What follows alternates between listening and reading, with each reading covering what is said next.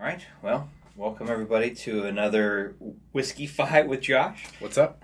And today, since the last time we had more like your standard traditional bourbons, I figured we'd go something, because you mentioned like something more unique. So I brought in a bunch of my, well, three more unique whiskeys. We're going to call them whiskeys. Okay. This one is a Texas whiskey. It's called Brimstone. It's made by, I'm going to butcher the name, Balcones. So it's interesting because they utilize shrub oak to basically give it a smoky fire flavor kind of deal. And so are we talking like Lagavulin levels of smoke, or not quite that? Not quite. Okay. Yeah. This one gives it more of like a. Even talks about here like It's more like ambery. Yeah, campfirey, but not quite. Like more of like that. I would say more barbecue. Oh, okay. Like Gotcha. it gives you a little bit more of that. Like if you're at a barbecue and you get every once in a while a whiff of like barbecue smoke, that's how I would probably. That's what I'd call this one. Okay, I'm excited to try it. We got a little whiskey glasses here, so nice I'll let you pour pour this this top. And I really like the design of this one, like just the way, even like the Texas star up on top. It's kind of a cool bottle. And we will try to be light pours because is that too little or too much? Why don't we start small and everything, and then we can just go back to all the good stuff. And so try to make it even. It was not even. Okay, as I'm spilling whiskey everywhere. So Brimstone, purification through fire. 53% alcohol. So it's a little bit potent. Pretty spicy. Yeah. I don't think the other ones are as potent as this, but Aren't they all purified through fire? Technically. Very mapley. Yeah, like it has this nose, like a sweetness right to the nose, and I'm a big fan of the Brimstone, but they're unique. They have a kind of a funk to them. Oh. Yeah. That's a funny flavor. And what is that? I get leather. Like I get like a really like if I was to like lick a leather, like yeah, it's like it's definitely got a very earthy flavor to it. Very earthy. And it tastes like a material. Yeah. Like you're right, like a leather or like something. There is a fruitiness to it, but you're definitely getting that like funk or that. I don't like that at all. That's terrible. How much is this? That's really bad. It's definitely an acquired taste for sure. So on my audio reviews, I have to, kind of bridge the gap between people who like stuff and don't like stuff, and kind of be fair to everybody. This sucks. This is so like I don't even want to drink more. Yeah, we might have to. That's like it's like burlap dirt on the tongue, man. There's nothing refined about that flavor. Like it's unique. You're right, but it's also something that should have been left in the barrel. Like that, it's.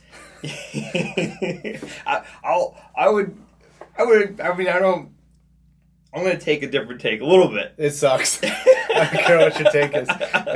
Okay, what you got? I would say, if you really like a very unique taste, this is definitely there. But it does have a very strong, like upfront material, like leather. There is a hint of fruit to it, but it's more of that, like, yeah, it's not for everybody. And I'd be curious to know what it is that gives it the flavor, because I noticed that they use blue corn, and then I'm not sure what scrub oak is. Scrub oak is like a small little oak brush. It looks like it's kind of it's a smaller oak tree, essentially. It's just a... Oh, okay, okay. And like you see them in Texas all the time. It's just the smaller oak trees. They're not the ones that get huge. Now, it says pot distilled, so is that in like a metal cask rather than a... Okay. So instead of like pot still is like it has like a unique shape to it. Most scotches are pot still, as I recall. Irish, especially Irish whiskeys, or give or take. I mean, everyone has different ways, but pot still is essentially, it looks like a giant clay, almost like take this, and then you narrow up the opening and into like a little thing. So it basically is cooking it up, and then it pulls into the distilling. It's cool. It's cool. Don't care because it sucks. Yeah, it's definitely However, unique. that's made. Don't make it like that. That's real bad. And I'm not a fan. And I also say the blue corn. The blue corn adds. I have 2 more bottles. I want to know what that's the difficult thing about trying like different brands and different distillery methods is like it's hard to isolate what the problem is because if you could isolate what the problem is, you could stay away from it. Yeah, that's fair. But anything that says blue corn or pot distilled from this point on, I'll probably just ignore. That's the worst whiskey I think I've ever had in my life. The Canadian Mist was better than that. Oh, jeez. And that's terrible. It has a unique funk to the blue corn. And it's usually youthful. So, like, they even talk about here youthful corn. And I think that's just a way of, like, it's the way they age it for how long. That kind of thing also adds to it. And it's also more Scotch or malt than it is it's still a whiskey. It's American whiskey, essentially. But to me, it has flavors of Scotch. But anyways. Get it off my table. Get off my table. We'll switch it up to the next one, which will be HighWest, and we can this one bring looks it really in. Cool. HighWest Campfire. Actually playing it right here. Right there. And then here you go. There we go. HighWest Campfire. Boom. So yeah, this one's HighWest Campfire. This one is a blend of bourbons, rye, and Scotch. So essentially, you get the sweet, the spicy, and the smoky all in one bottle. I just opened this. I haven't tried this bottle specifically, so this one's going to be a little bit. That's the one thing about whiskey in general is every bottle is kind of unique, even amongst the same ones. So I don't know how this one will be. But yeah, so this one it definitely looks like a handmade bottle. Yeah, for sure. I love the HighWest design aesthetic. Yeah, they have a really cool bottle. It's nice.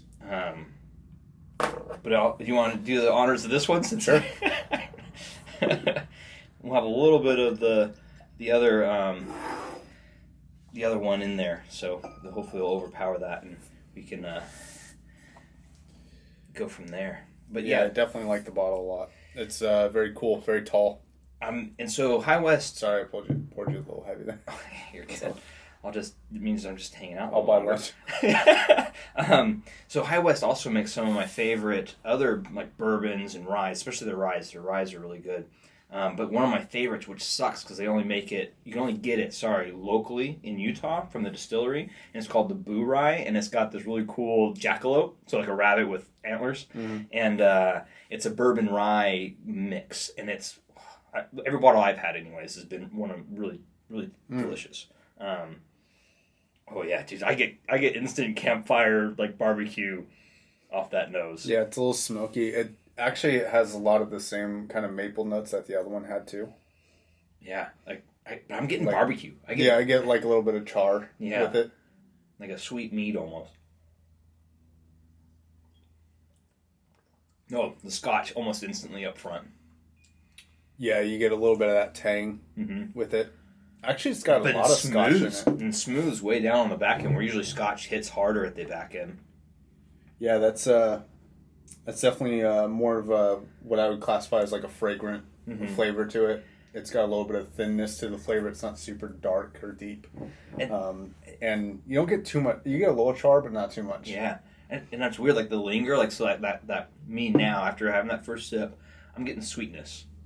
Like just on the back of the tongue, I'm getting like the nice, like almost honey. Oh, like you're really just light in honey. The back? Yeah. Mine's like very front forward. Oh, really? Yeah. I mean, I still have like the front is still smoky, but the back is, I'm getting like this, like a coating of honey almost. Yeah, I can see that. Like real light though, like super light. It's an easy drink for sure. But if you were looking for a whiskey, I don't think this would be a this is fantastic example. No. Because it steers away from like the cherry and the caramel of a whiskey and leans more towards a kind of that more fragrant Scotchy flavor. Yeah. It would be. This is a fun one to just like these. Most of these ones I brought today are going to be more of like that fun, unique with friends. And whiskey's always better with friends. It's always fun to do. Yeah. Unless your friends are dickheads. Here, try this. Yeah. It's called Brimstone. You'll love it. Your friends show up with that. They're not your friends. Yeah, this is good. I would I feel like you'd want to be in the mood for a Scotch, though. You know what I think? That's the thing. Yeah, or like what I was thinking, especially after drinking a little bit more, this would be a good entry or kind of jump off point for getting into Scotch. Potentially. If you're like a hardcore bourbon drinker, or if you just never had whiskey, like... I feel like you should just get an actual Scotch, though. Also agree. Because it's like, you don't get the best of either world. Like, it's not all the way into the Scotch flavor, but it's not all the way into the whiskey flavor, so you get this weird middle territory, which isn't bad as an experiment. Yeah. But if you're like, if you have a dislike for one or the other, like you love Scotch but not whiskey, then you're going to get kind of notes of both. Yeah. And that may not be everybody's cup of tea. I was trying to pick out the rye in there, because usually rye has a nice strong... Maybe next time we do this, I'll do like a rye forward one, or like a rye-based kind of go at it. But I'm getting a little bit of the spice there, but I'm not getting the traditional rye out of that as much as I would like. I think a rye mixed with a Scotch would probably be a little bit more unique rather than a bourbon and Scotch. Well, I think this is all three, right? All three, yeah. And so I think, because with rye you get a little more spice, a little more like heat, and I think that would pair better, whereas the bourbon is more sweet, so you get that smoky sweet, which is kind of nice, but it'd be interesting to see like a more rye forward so when you're tasting this, are you getting a lot of peat from this? Yeah, like on the like that initial hit is like really smoky peaty. I think I've had it's either a Macallan 15 or like a Glenfiddich 15. And I love Glenfiddich 15. Oh, you do? That's one of my favorites. Okay, yeah. I got you. And this one actually, I'm looking at right now. Brooklotic Distillery is where they get the Scotch from. So kind of cool. And it's always fun too. Is like whenever you get these cool bottles like this, where they're kind of like unique, they usually have a really cool story on the back. So yeah, I was reading some of it. It's pretty cheesy funny. about cowboys and campfires. Yeah. No, it's good. It's light. I like the fact that it's light. And I don't think it's even that potent either. I think it's only 46. Yeah, so you're looking at 92 roughly. If I were to be really critical, I would say like for a triple blend, you'd want a little bit more of like it's like 50% Scotch and then 25% whiskey, 25% rye. Yeah. I'd want more of like a 33 split. Oh, that'd be dope. I agree. In terms of flavor profile. And I want to say, based like from memory, a couple past versions of this that I've had was more bourbon forward. Oh, really? Okay. And I've had it where it was more. It had that, whereas like take the reverse of what we just experienced and have it be more like bourbon on the front and then with a little bit of smoke on the back end. So that's one thing about whiskey, man. Like it's so crazy how every bottle is somewhat unique. It's tough. Yeah. So, anyways. So that was Campfire by HighWest. Okay. On to the most desserty and unique one that I have, which is this thing called Good Times Bourbon. And this one is a bourbon that is finished in toasted honey barrels. So I don't think these are liqueurs. It's literally just a barrel that people fill with honey that's been toasted so that the honey gets that toasted oak kind of flavor in the honey, and then they take those barrels and they put this bourbon in it, and it gets... Okay, I'm expecting sweetness. Oh yeah, this is honey goodness. Yeah. On a whole and on the back... Too strong? Yeah, it's pretty strong. Okay. So it's almost like a mix between whiskey and like a mead. Mead, yeah. Right? Yeah, actually. Yeah, so if you've had a mead before, that would be what you'd be kind of looking at a little bit. It has like kind of that flavor profile. Oh yeah. And this one's actually a little higher proof. This one's 58%. Holy shit! Yeah, this one's 116 proof. Oh my so this God. one's the highest of the bunch. That is definitely a dessert wine. What did they pour? Just like they split like moonshine and whiskey and honey. That's the deal here. And so, I don't know if you guys saw it on the back. It has the liquor store that did this collaboration is called Perdido. They're out of Florida, I believe. And so that's one thing that's really interesting about Good Times. They always have unique labels on the back. So if I haven't noticed, it's Bumblebee with Winnie the Pooh. And you can kind of see it there. And then he's, anyways. So, and then So the really nosing cool. is really interesting because there's not a ton of alcohol coming from it, which surprises me given the proof level. Like 116 is just so high. I'm getting like tangy sweet. Yeah. It's like sharp, but a little sweet with it. But you have to like dig really deep with the nose to get a lot of alcohol. Yeah. Yeah, Like, I have to go real there. deep. Yeah. And then you get that ethanol kind of.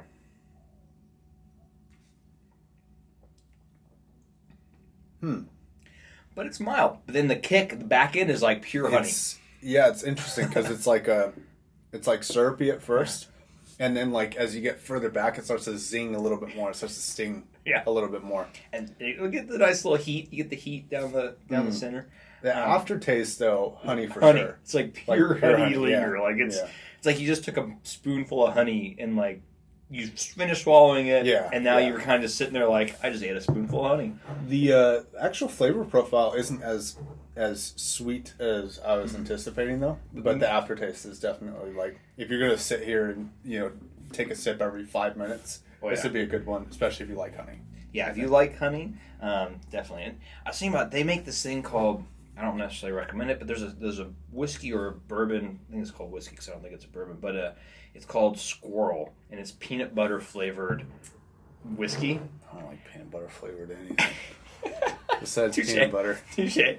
But I was like a peanut butter and honey sandwich though. Like I was wondering if I maybe tried to blend. I want to experiment, but I don't know. Oh, you could do like make a cocktail out of it. Like make a. Why don't you put that in your peanut butter? Mix the peanut butter up and make a sandwich with it. Oh, that'd be interesting. Yeah, make a boozy sandwich. Oh, that'd be kind of interesting. A boozy dessert sandwich. Yeah. Or brownies. I was gonna say peanut butter brownies, peanut butter chocolate brownies. Oh. So I'm wondering what the decision is to make it such a high proof level. I wonder if that's just to make you, drunk off your ass, so you like it more, or it's like a let's go faster lips. Yeah, it's or if it, maybe there's something in the flavor profile that benefits from being such high proof. That's really high for a whiskey. I would say so. What I've been as I dove further and further into the whiskey world, and I've always liked whiskeys. It's always something but it's weird. It actually came from rums. I was really big into rum, and then I went from rum to Scotch to bourbons and ryes, and now I really like the bourbons and ryes. But that being said, as I've learned and as I progressed in the hobby, I found that the higher the proof, the more people, like the more nuance you get, and you can add a little drop of water to really get it to expand. And I think that's kind of where it comes into play, is where the higher the proof, it has way more of a flavor profile. There's way more nuance to it. There's more potential, I think, is probably where it comes from. Whereas so it's either you go high proof, smaller, well, depending on who you are, smaller amounts to sip on, or you go low proof, maybe a little more mellow, easier to drink kind of deal. Sure. That's how I would view it. Okay. Yeah, no, it's cool. I definitely think that's worth the money. That's You don't want to try this again? No, I'm good. Yeah, you sure? Yeah, pretty positive. Thanks. Get the fuck out of my house. Yeah, so I would say and these are all about the same price tag, right? So around about $100. HighWest, I would say, is probably the HighWest and the Brimstone are the cheapest. The Brimstone and the HighWest are roughly like $50 to $60 roughly. Oh, okay. Okay. I like a really ashy flavor. Things like Lagavulin, which are just pure fireplace ash after you've put it out for 2 hours. That's the flavor profile of Lagavulin. And that flavor profile I actually like quite a bit. But this one, I think the difference is you hit the nail on the head with the leather. Mm-hmm. It doesn't taste ashy. It tastes like dirt. Yeah. It tastes like earthy, natural tones, but in a really pungent yet bland way. It's super forward on the flavor profile, but the flavor profile sucks. So, sorry. No, you're fine. I mean, it sounds like $100. Everyone has their thoughts and opinions, and I'm not one to say that you're wrong. I think that's you are right for you. You know what I mean? But and for me, I agree with you. This isn't something I would drink on a regular basis. It's more of that unique, oh yeah, this is a thing that I have. This is if you're trapped on an island and they give you this and this is all you got. You're drinking You're seawater. drinking seawater. That's what you're going to use this to put up a smoke signal. I'm lighting shit on fire. No. I'm lighting stuff on fire. Oh, you want to try something weird? Not whiskey, though. Not whiskey. You like Patron? See, I'm not a big tequila guy, but we could do that. We could do... Okay. So, this is Cafe Patron. Oh. So, B saw this on a YouTube channel called the Try Channel. I think it's got a bunch of Irish people who try different things. Oh, yeah. Yeah. Hilarious. One of the things they tried was this. And they had the little mini, which I could not find. Mm-hmm. But I searched for weeks to find this, and it just happened to be in stock randomly. I won't spoil anything. Oh, I'm going to hurt myself, aren't I? No. No? Okay. It's thick, though. It's like a liqueur. Oh, it looks straight liqueur. Okay, that's not too bad. Usually liqueurs I'm okay, even if it's tequila-based. So, fun fact, as a kid... it's a very cool bottle, though. I love Patron bottles, man. They have fantastic bottling. Yeah, that's real nice. Looks very piratey. It does. Fun fact, I drank way too much tequila as a kid. And so, really? As a kid? Well... Or you mean like younger? Younger, were you 7 and 8 just slamming them back? Slamming them. 10-year-old doing it. I'm not going to say I was an underage drinker. Everybody was, man. Everybody. But vodka was the first thing I ever drank. Ooh. And till this day. Oh, yeah. I can't. Less tequila. Yeah. So me and my buddy would do... it doesn't taste like tequila, though. That's the thing. Well, and I can brew tequila. Like, I like high-end tequilas. I it's just... but I do have this instantaneous, like, memory recall that isn't giving me the... No, try it. It's good. It's good, I promise. It's so good. It's so good. I mean... It's very coffee. It smells like burnt coffee to me. Yeah, it smells like coffee, syrupy coffee. Like if coffee were a syrup that you could pour on your... Oh, that's not bad. But it's very... If you say so. I can do that. Yeah. A little milk with that, or like... that would be good. Like if you treated it like Kahlua. Like a Kahlua? Yeah, that's what I'm getting. I'm getting like a really strong Kahlua vibe. I'm not the greatest judge, though, because I don't really care for a lot of liqueurs. But there is that tequila You tang. get a syrupy... It's like a syrupy tequila tang on the back end. That's... I think the hardest part about liqueurs is the density. It's so thick, and it's like... There's syrup there. Yeah. Yeah.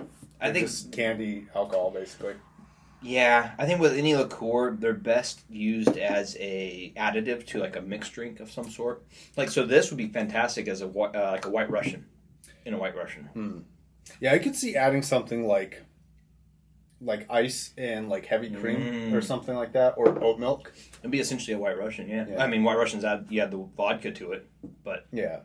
I mean, this is like I think 40% or something like that. So 35%, or as a super desserty, the cream. Yeah. With. This is like an afternoon pick me up type of thing that you would throw in like a drink. Hey, that'd be pretty tasty. Yeah, I think I'd still pick a Corona over that. Touche. But yeah, it would work. That is thick. It does remind me of Kahlua, like a strong Kahlua vibe from that. Yeah. It's like a less milky Kahlua. Less milky, and the tequila is definitely forward. Like it's Patron. It's Patron. So let's rank them. Let's rank. Okay. All right. Do you want to take this one out? No, we can add that in. Why not? Okay. Well, we drank it. We should rank it. Basically, this.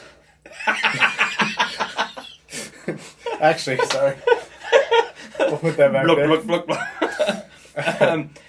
So you think this one? This is the podium. Okay, so this one is like the reason to like it is not the reason why I would chase after a whiskey. It's because it's unique, but not because of its whiskey profile, more because of its non-whiskey profile. Yeah. So it's very good, but not quite as honest as this, but still very cool. I would be happy to pay $100 for this.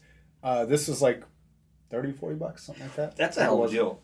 Yeah, it wasn't too expensive. And for the right person, I feel like this is pretty good. It's good at what it's supposed to do, I think. Yeah, I agree. And so is this. And so is this. Agreed. I don't know what that's supposed to be doing, but I don't like it. Yeah. It's literally like if you went and licked a horse.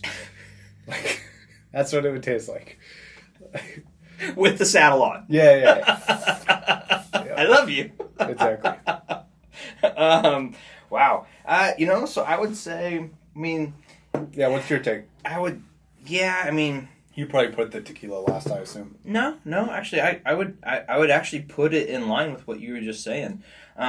These ones are, I would almost say on equal footing, but I would say I would agree with this lineup right here, as far as like least likely to drink. Let's say that least likely to drink to most likely to drink. Yeah. And these would actually be more on equal footing. I think those are on equal footing. The reason why I gave the HighWest, that's the name, right? HighWest, yeah, HighWest. Mm-hmm. It's just the price. It's cheaper. It's cheaper. I feel like it's a better value. It's sometimes when you buy whiskey, you just want a whiskey. You just want to drink it. Yeah. You don't need super special or, super whatever. Agreed. You just want something that tastes like a whiskey, and that's what you get. Well, it's kind of scotchy, but you know what I mean. Yeah. And honestly, though, maybe it just goes into pessimism versus optimism. Like if you're half full. pessimistic, If you're pessimistic, you're all about this one. Yeah, like the underlying flavor of this is really good. Yeah, I agree. I can't get to it like on a. I'll need to bring the single malt because the Balcone single malt is actually one of my favorite current like Scotch likes. Like okay. I was really blown away at how good it was. Okay. Originally I was going to bring all the Balcones for this testing, but then I was like, oh, that might be too much. So I figured I'd just bring unique stuff. But very unique for sure. We'll have to do that again. This is such an inappropriate drink.